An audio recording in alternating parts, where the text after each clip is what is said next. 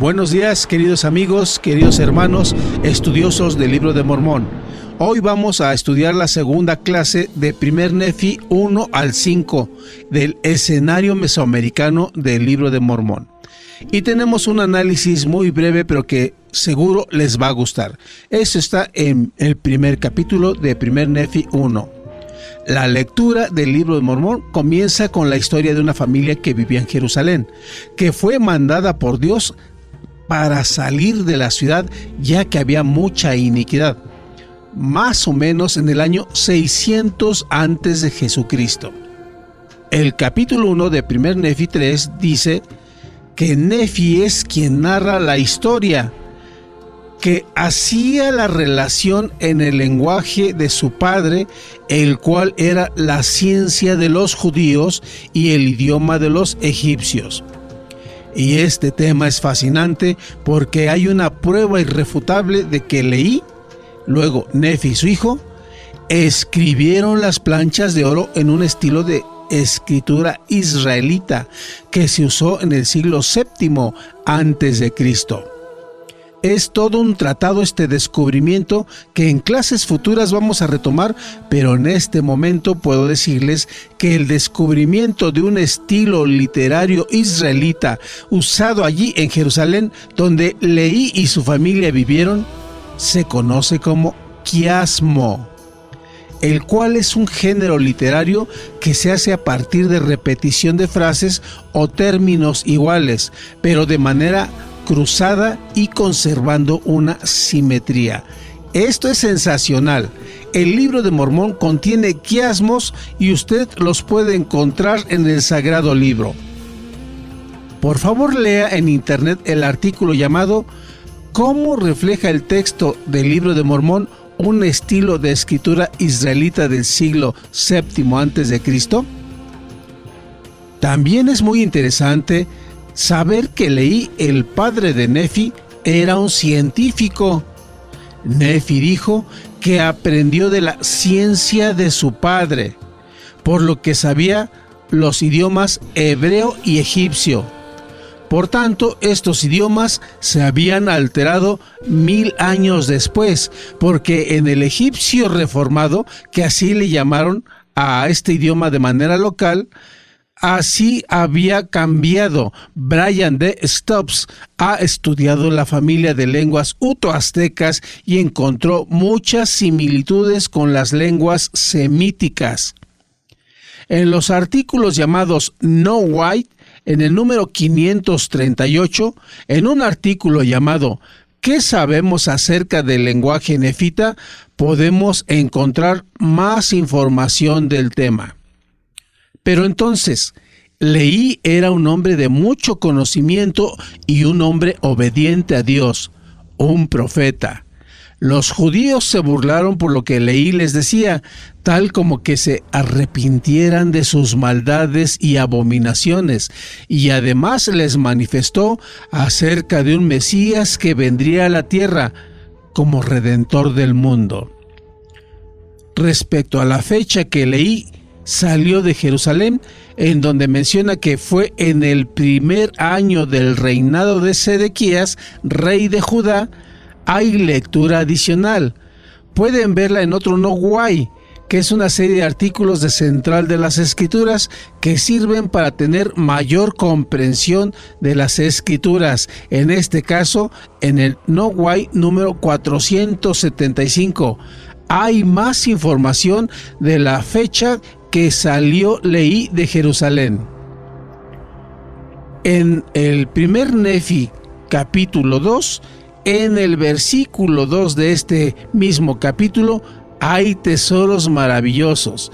Llama la atención que el Señor mandó a Leí en un sueño que partiese para el desierto con su familia.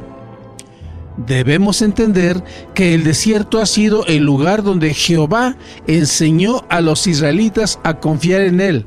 Recordemos que desde la época de Moisés, los hebreos salieron de Egipto porque estuvieron cautivos. Desde ese momento salieron al desierto. Allí el Señor les enseñó por un tiempo y una vez que estuvieron listos, pudieron entrar a Tierra Santa. Juan el Bautista, Elías el profeta, Moisés, Leí, ellos tuvieron que ir al desierto obedeciendo a Dios con el fin de prepararse para sus misiones futuras. Por supuesto que Jesús no fue la excepción. El Salvador ayunó en el desierto 40 días y 40 noches. Esto quiere decir que el desierto representa un lugar de preparación, un sitio que representa la aflicción. Esto sucedió con la familia de Leí y su familia. Qué interesante que Dios mande al desierto a las personas que tienen que desarrollar su fe e incluso a purificarse espiritualmente. Más adelante hay otra escritura digna de analizarse. Luego de estar viajando por 3 días en pleno desierto, Leí erigió un altar de piedras y presentó una ofrenda al Señor y dio gracias al Señor nuestro Dios. En el Nogai 9 llamado ¿Cómo podría Leí ofrecer sacrificios fuera de Jerusalén?, se explica que al ofrecer sacrificios, Leí y su familia cumplían la ley de Moisés y lo habían hecho para llegar sanos y salvos hasta este punto de sus vidas. El artículo antes citado dice: el hecho de que Nefi hiciera 2 veces una mención especial de los sacrificios de su padre, incluso a pesar de las circunstancias peligrosas e inciertas, indicaría que ambos estaban conscientes de la importancia de mostrar agradecimiento a Dios por sus bendiciones. Todo esto muestra que para Leí y para Nefi, la ley de sacrificio fue hecha para el hombre y no el hombre para la ley del sacrificio. En 1 Nefi 3 tenemos otra extraordinaria lección. Se le manda a Nefi por medio de un sueño regresar a Jerusalén a buscar unos anales que tienen la genealogía de su familia y otras cosas importantes. A esas planchas se le conocieron como las planchas de bronce. Lo llamativo de esta escritura es que tenemos que considerar que ya habían caminado muchos kilómetros. En la página de la iglesia dicen que eran como 290, imagínense. Ahora piensen que salimos de un punto por 290 kilómetros y ahora se nos dice que debemos regresar por algo importante. Más de uno se enojaría por ese tipo de mandato. Pues bien, eso sucedió con Lamán y Lemuel. Se enojaron mucho porque tenían que caminar muchos kilómetros de ida y otros tantos de vuelta. Me pregunto, ¿cuál hubiese sido mi reacción si yo hubiese vivido esa misma experiencia? La famosa escritura de 1 Nefi 3:7 dice: y sucedió que yo, Nefi, dije a mi padre, iré y haré lo que el Señor ha mandado, porque sé que Él nunca da mandamientos a los hijos de los hombres sin prepararles una vía para que cumplan lo que les ha mandado. Este versículo cobra mayor interés y le da a Nefi mucho valor como persona, pues a pesar de los 290 kilómetros que tenía que regresar a buscar las planchas de bronce, no dudó en obedecer a su papá, que habiendo recibido un mandato del Señor, lo mandó por dichas planchas. En cambio, Lamán y Lemuel se enojaron, no querían llevar a cabo dicho mandato. Seguramente la distancia era muy larga, la prueba muy difícil y el enojo hasta cierto punto entendible. Sabiendo lo anterior, la obediencia de Nefi es aún más significativa. En 1 Nefi capítulo 4 encontramos que una vez que fueron rechazados por Labán, Nefi, Lamán y Lemuel regresaron otra vez a Jerusalén para adquirir las planchas de bronce. Nefi usó experiencias comparativas para convencer a sus enojados hermanos. Les recordó cómo Moisés había hablado a las aguas del Mar Rojo y se apartaron de lado a lado. Les explicó que Dios era su aliado, así como ayudó a Moisés. También podía ayudarles a conseguir su noble objetivo. En una noche, Nefi se acercó a Labán, que estaba tirado porque estaba ebrio. Cuando vio la espada, la sacó de su vaina, que como dijo Nefi, el puño era de oro puro, labrado de una manera admirable, y vi que era de un acero finísimo. Muchos pasan por alto estas palabras últimas. ¿Cómo sabía Nefi que el puño era de oro puro y más aún que estaba labrado de una manera admirable? ¿Cómo sabía que la hoja de la espada era de acero finísimo? La espada fue un objeto simbólico muy importante durante los acontecimientos del Libro de Mormón. Antes que cualquier cosa, por favor lean el video llamado El simbolismo de la espada de Labán de Central de las Escrituras. En las Escrituras se menciona que la espada de Labán se transmitió de generación en generación. En Mosía 1:16 se narra que el rey Benjamín, pronto a morir, le entregó las planchas de bronce que había traído Nefi y sus hermanos de Jerusalén. Además de las planchas, también le dio la leona y la espada de Labán. Esto sucedió unos 450 años después de la salida de Leí al desierto.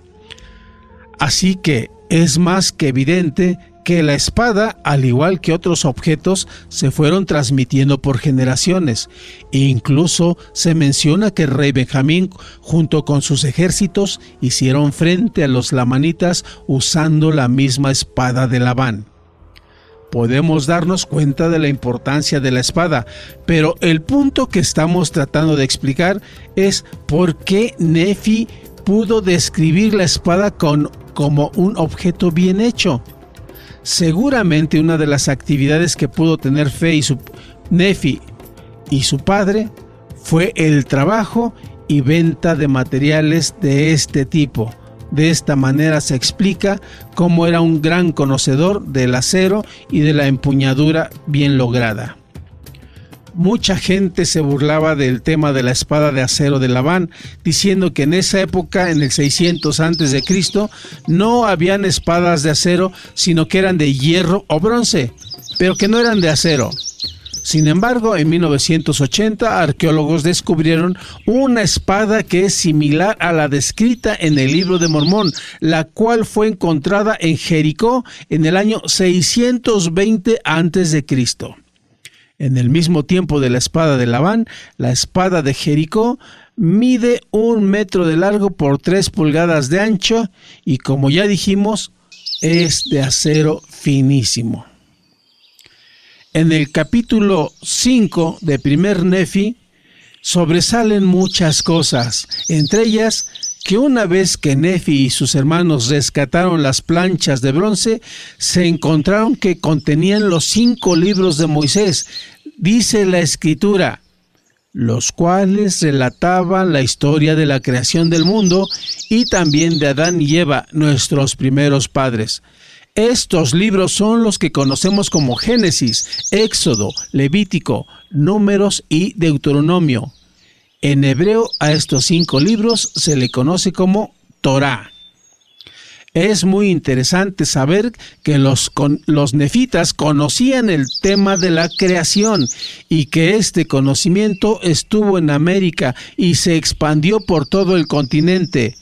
Esta puede ser la razón de que muchos pueblos prehispánicos manejaran dicho tema en forma continua. Otra escritura significativa está en 1 Nefi 5:14, donde dice: Y aconteció que mi padre Leí también halló sobre las planchas de bronce la genealogía de sus padres, por lo que supo que descendía de José, sí, aquel José que era hijo de Jacob, que fue vendido en Egipto. La genealogía de Leví es interesante porque supo que era descendiente de José, el vendido en Egipto. Por lo tanto, era heredero de todas las promesas profetizadas en la Biblia. En Alma 10:3 dice: Leví era descendiente de Manasés. La escritura al texto dice: y Aminadí era descendiente de Nefi, que era hijo de Leví, que vino de la tierra de Jerusalén, y el cual era descendiente de Manasés, que era hijo de José, el que fue vendido para Egipto por sus hermanos. Por otro lado, Erastus Snow citó a José Smith diciendo que en las 116 páginas del manuscrito perdido, Ismael era descendiente de Efraín.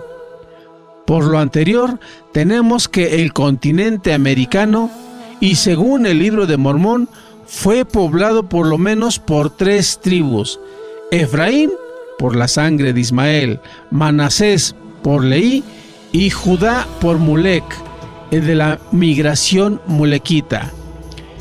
En 2 Nefi 3:12 leemos que: por lo tanto, el fruto de tus lomos escribirá, y el fruto de tus lomos de Jehová escribirá, y lo que escriba el fruto de tus lomos, y también lo que escriba el fruto de los lomos de Judá, crecerán juntamente para confundir las falsas doctrinas.